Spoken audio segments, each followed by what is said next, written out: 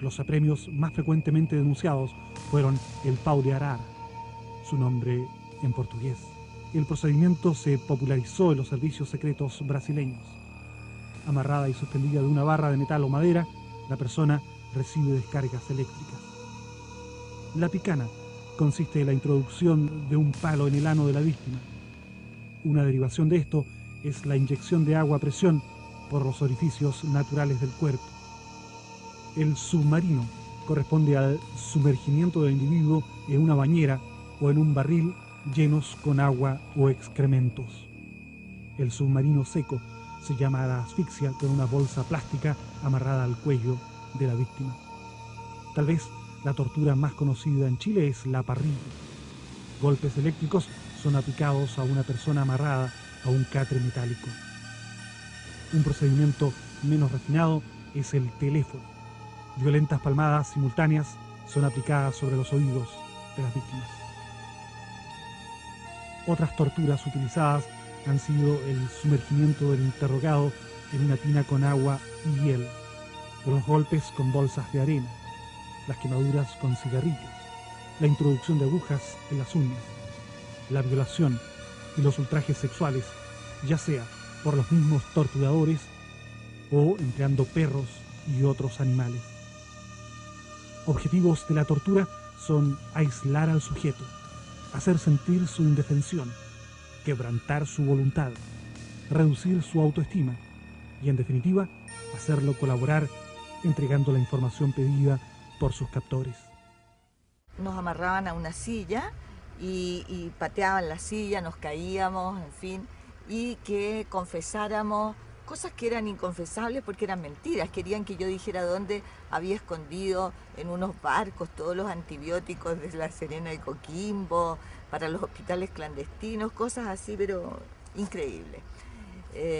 Y entonces como me negaba a ello, Krasnov da la orden de ablandarla.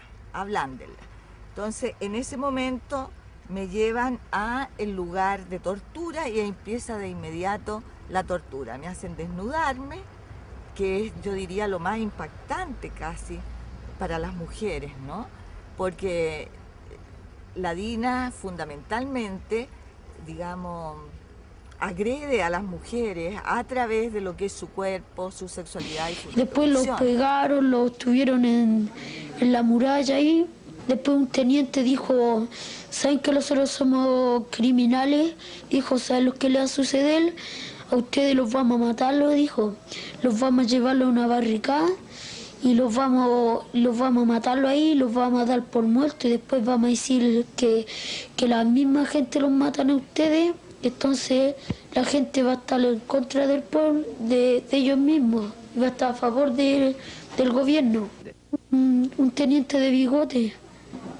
Y después, después dijo, tomen aire, antes que los matemos. Los torturadores son una mezcla de hombres psicópatas, algunos que disfrutan mucho con el ejercer una acción violenta sobre el otro ser humano, y otros muy fríos como el entonces capitán Miguel Krasnov Marchenko, hoy día todavía coronel y aún miembro activo de las Fuerzas Armadas.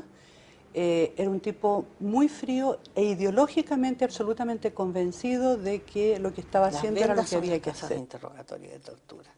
Se las llamaba vendas.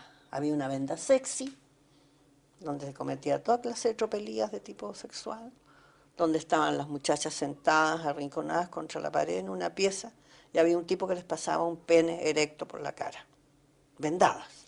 Me habían dicho de que ahí habían perros que eran amaestrados, lo cual lo corroboré después, que sí habían perros amaestrados de los cuales los mismos torturadores hacían erectarse al perro para que torturara a las compañeras y nos tiraban, o sea, el semen se tiraba del perro con... La torre era un lugar donde íbamos los que iban a morir, ¿no? Creo que no somos más de 3 los sobrevivientes que hay hoy día que pasamos por la torre.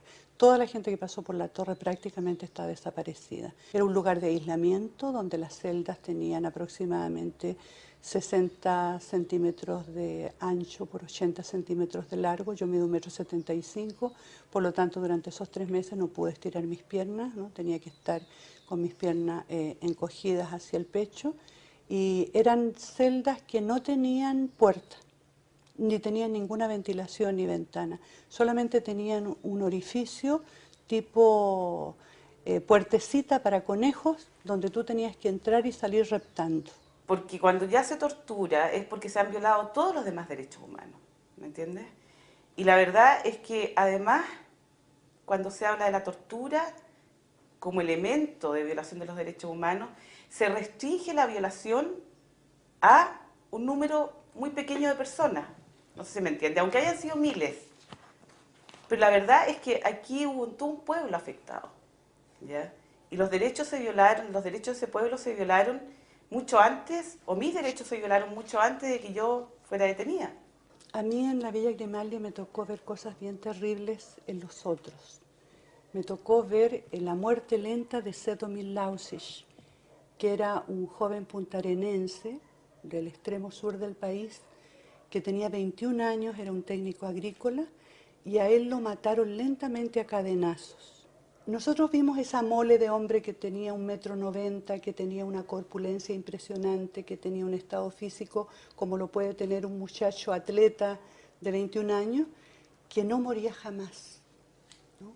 Y sus estertores cada vez iban siendo, digamos, más profundos, más roncos, y cada vez, digamos, que esa cadena se topaba con la carne, con su espalda, con su cabeza, con sus nalgas, con sus piernas, cada vez, digamos, sonaban menos las cadenas, ¿no? Porque se iba, digamos, ampliando esa masa.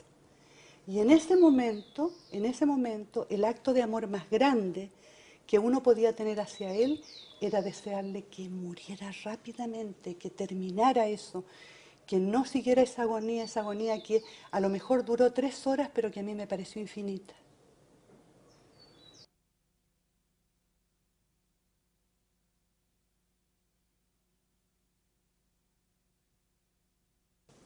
Solamente había un quejido ronco nomás.